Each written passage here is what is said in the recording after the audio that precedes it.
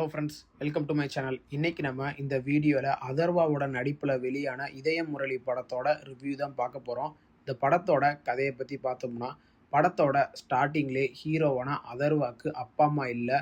அதனால அவங்க மாமாவான நட்டி நட்ராஜன் தான் சின்ன வயசுல இருந்தே நம்ம ஹீரோ அதர்வாவை வளர்த்துக்கிட்டு இருக்காரு.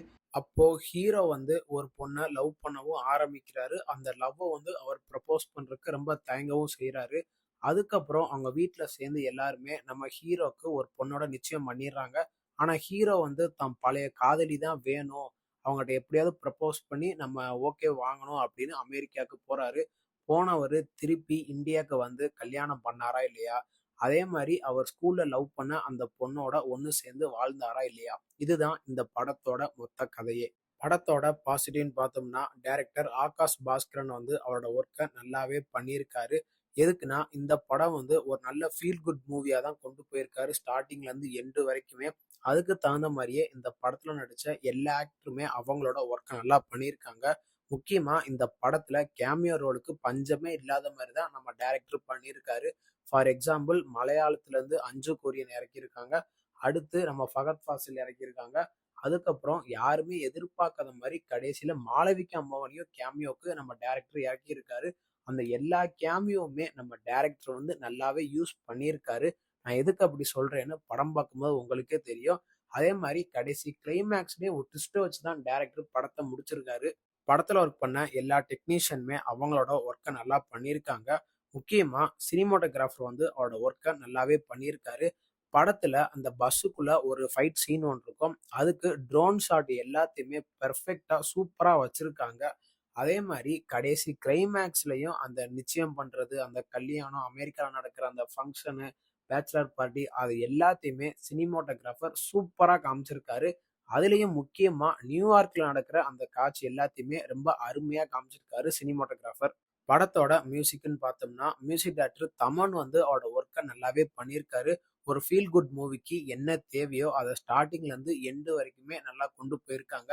படத்துல பாட்டுக்கு பஞ்சமே இல்ல.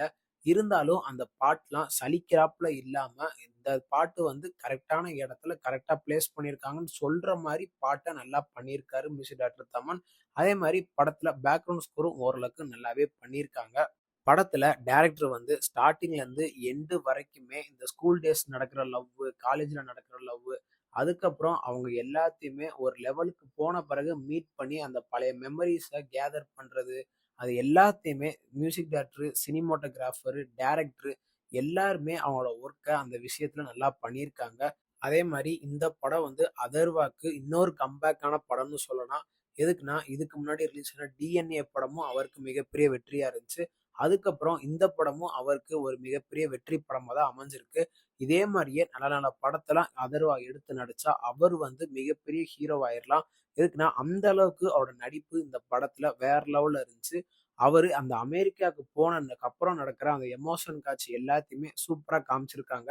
படத்துல டைரக்டர் லவ்வா இருக்கட்டும், ஃபைட்டா இருக்கட்டும், எமோஷனா இருக்கட்டும், ஃபிளாஷ்பேக்கா இருக்கட்டும், இது எல்லாத்தையுமே டைரக்டர் எங்கேயுமே குறை வைக்காம நல்லா கொண்டு போயிருக்காரு. படத்தோட நெகட்டிவ்னு பார்த்தோம்னா, படத்துல பெருசா நெகட்டிவ்னு சொல்றதுக்கு ஒண்ணும் இல்ல.